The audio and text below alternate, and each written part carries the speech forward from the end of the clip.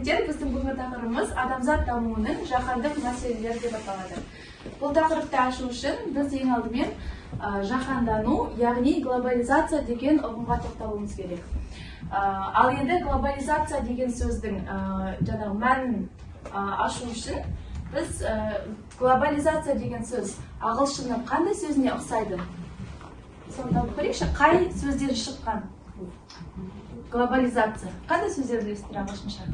Глобализацияға ұқсайтын? Global, иә? Көшеде сіздер Global Coffee немесе Global Group деген секілді жарнамаларды көрген шығарсыздар, иә? Соның мағынасына үңіліп көрдіңіздер ме? Global деген сөздің аудармасы қалай? Жер. Так, жер дейді. Даму. Так, даму дейді. Тағы? Global. Қалай ойлайсыз? Globus деген сөзге ұқсап тұр, иә? Қандай сөзді білдіруі мүмкін? Globus деген не ол? Әлем. Жер. Дұрыс айтасыздар, жалпы global деген сөз дүниежүзілік, әлемдік деген сөзді білдіреді. Сонда глобализация деген сөз жалпы дүниежүзілік, әлемдік деген сөзге қатысты термин екен. Глобализация сөзінің қазақша тікелей аудармасы ол жаһандану.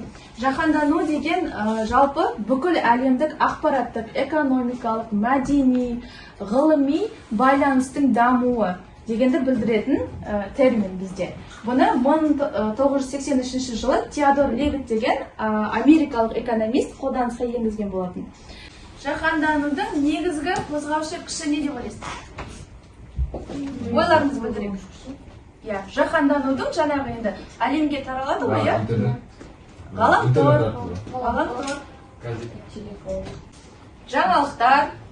Жалпы әлемдік тұрғыдан қарайықшы, әлемге жаңағыдай ақпараттың, ғылымның, технологияның дамуына әсер ететін бірде-бір нәрсе. Және өздеріңіз корпорацияларды айттық қой, әлемге танымал. Бұны жалпы не деп айтамыз?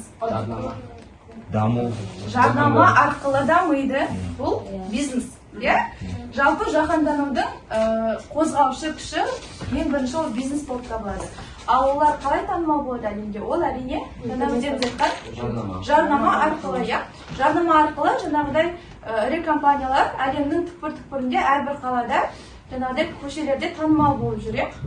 Өздеріңіз білетіндей жаңағыдай Coca-Cola секілді, бізде KFC секілді жарнамалар ілініп тұрады. Осы ретте енді жалпы дүние жүзінде танымал қандай ірі корпорацияларды, компанияларды білесіздер?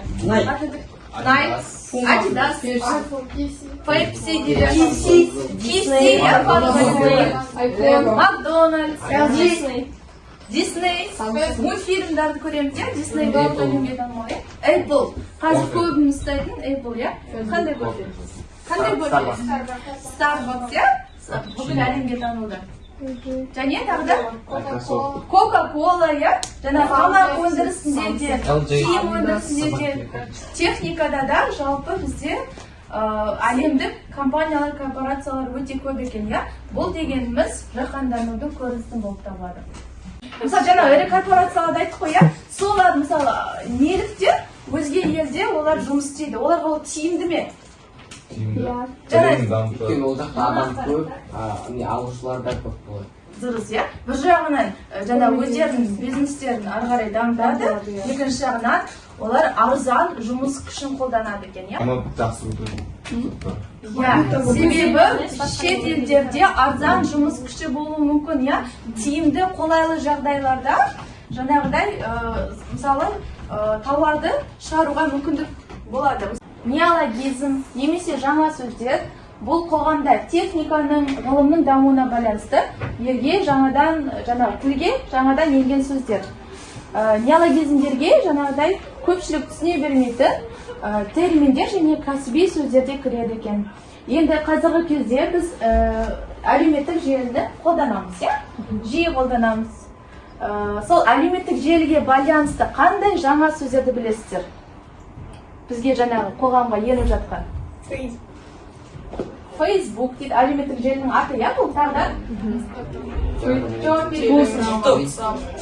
TikTok, WhatsApp. Пост бар ғой. Пост, иә?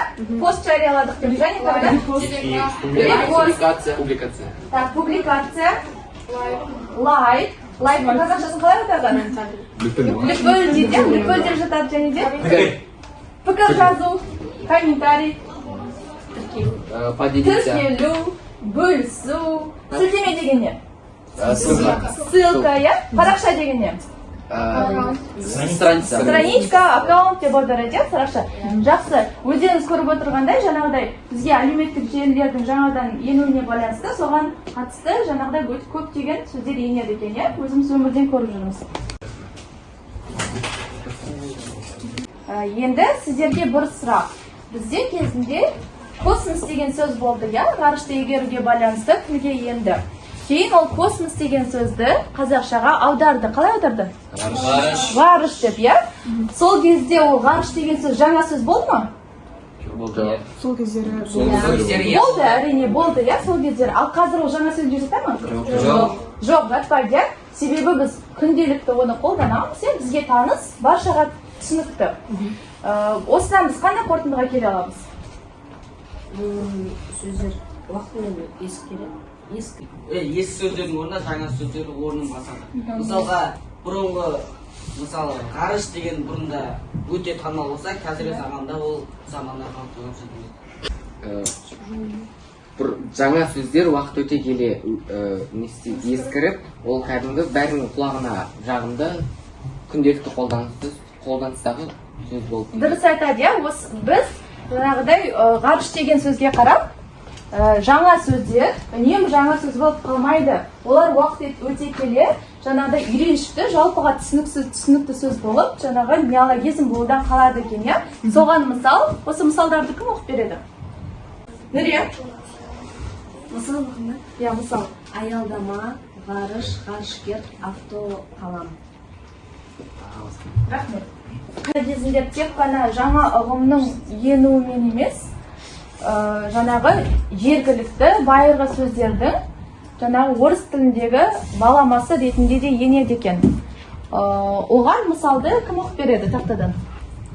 Алина? Мысалы, таможня, кеден, суверенитет, егемен, конфисковать, тәркілеу, статус, мәртебе, гвардия, ұлан. Құрметті студенттер, жаһандану үрдісінің зияны да, пайдасы да бар. Мен жіберген сілтеме бойынша кіріп, қазір мына ой картасына сіздер бірінші топ пайдасын, ал мына жақ топ зиянын жазып шығыңыздар.